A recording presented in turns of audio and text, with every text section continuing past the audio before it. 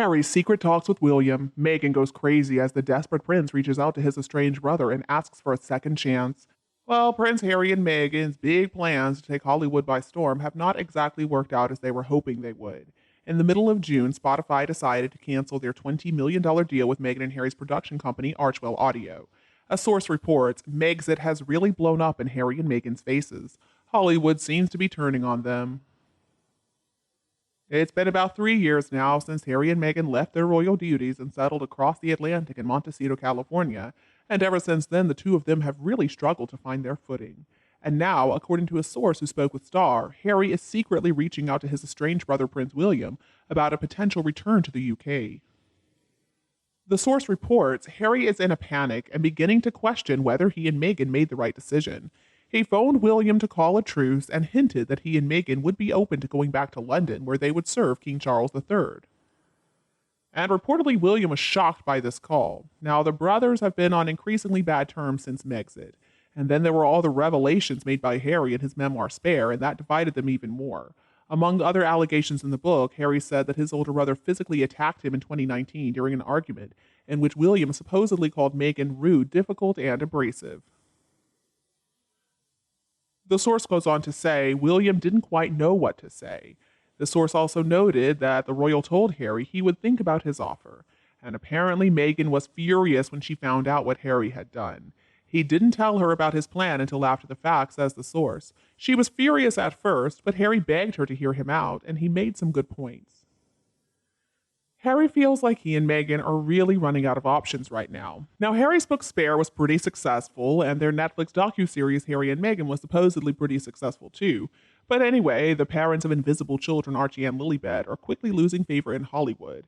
And let's not forget opportunities to make money are included in that. Basically, right after that Spotify announcement came out, the company's head of podcast innovation and monetization, Bill Simmons, really went after Meghan and Harry. And then in a recent interview, Jeremy Zimmer also said that Meghan was talentless. So it looks like maybe Harry and Meghan's best choice would be to go back to the UK. The source says Harry needs a plan B, and they added that the royal family would probably take them back.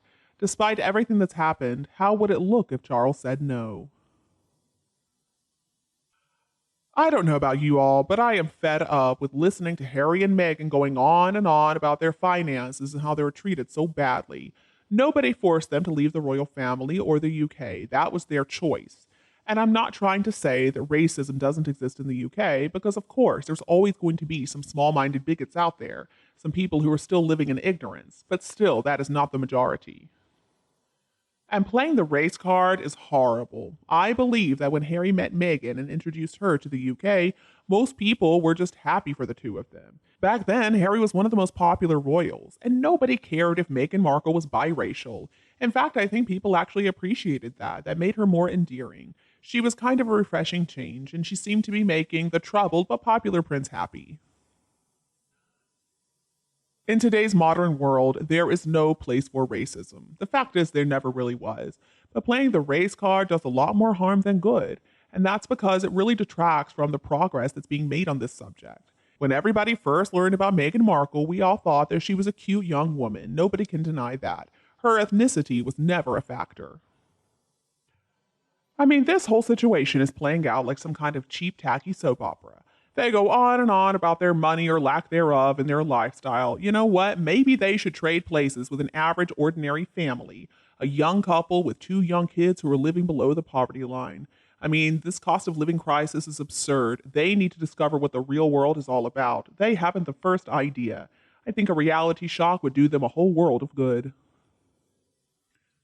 The timing of Megxit was also horrible. It couldn't have been worse. I mean, Harry's grandparents were in their last years on this earth, and both of them tragically passed away during this awful rift within the royal family. It seemed like loyalty and respect were thrown out the window. Was it really so bad being a royal, living that royal lifestyle? I doubt it. The reality is, Harry needs to grow a pair, and Meghan needs to finally grow up. Despite appearances, the grass is often not greener on the other side, and you do reap what you sow. I think a couple of months of rough living would help Meghan and Harry a lot. Although, to be fair, their whining would probably increase. Meghan's especially, considering all the hardships that she now claims to have experienced while she was growing up. It won't be easy if she's forced to leave her nouveau riche world. Now, Harry may enjoy the novelty of it for a little while, until, of course, he runs out of credit on his gas and electricity prepaid meters and understands that he cannot afford to top them up because he already spent all his money on polo ponies. Maybe this social experiment could be done in a studio for Netflix, but I really hope that it's not done in any self respecting council estate in the UK. They don't deserve to have to put up with those two. Come to think of it, Meghan Markle actually did live in the real world when she was young. And that's what makes all of this whining even worse. Her father was just an ordinary guy who had to go to work every single day. She had family. Now, they were not poor, but they were also not wealthy. They were just regular people. Meghan Markle is the problem. She always has been, and she always will be. And she managed to hide it pretty well, until now, that is. And Harry, it looks like, is completely motivated by his bitterness and his feelings of self entitlement. And then Meghan is a narcissist, and it looks like those little voices in her head control her behavior. She sees the world through her very skewed vision, and sometimes it's hard to understand how these narcissists really view the world. But everything and everyone, according to them, is there to serve them. Other people, including family members and friends, don't mean a thing to them. As long as they can use you and then throw you away, they don't care if you live or die. I don't think Meghan ever intended to stay in the royal family. If you just look at the evidence, you'll come to the same conclusion. After all, why did she need to keep her managers and her PR people who she had in the US? Sussex Royal was actually being incorporated before the ink was even dry on their marriage certificate. Meghan wanted to merge the royal family. And how can we be surprised? Meghan Markle, before she married Harry, was a blogger. Now, on the back of the marriage, she thought that Hollywood was going to be so excited to offer her leading parts. She thought that she'd become the next Grace Kelly. But the difference is, Grace Kelly was actually a very talented actress, and she was beautiful, and she was so classy. Now, Meghan's PR floated a kite early on, claiming that she wanted to work with the very best directors and the very best scripts. Nobody, though, wanted to work with her. And then the pandemic hit, and the red carpets disappeared. And in those 2 years, the entire world, including the Hollywood bigwigs, saw exactly who Meghan was, and now she's done for. Pap walks like the Z-lister she is when she had it all, so it looks like she's got to listen to those little voices in her head once again. She doesn't even understand why they're there or why she acts like she does.